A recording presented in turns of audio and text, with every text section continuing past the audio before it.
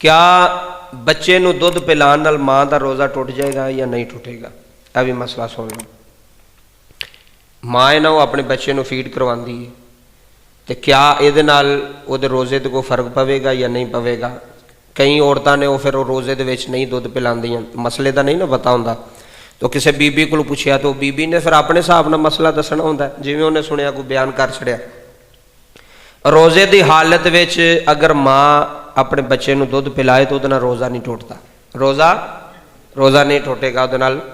वो सारा दिन जदों मर्जी रोज़े की हालत विच अगर वो अपने बच्चे नूं फीड करवा रही है तो उहदे नाल रोज़ा नहीं खत्म होवेगा। शरीयत कहंदी उहदा रोज़ा बाकी है, दुध पिलाण नाल रोज़ा खत्म नहीं होवेगा।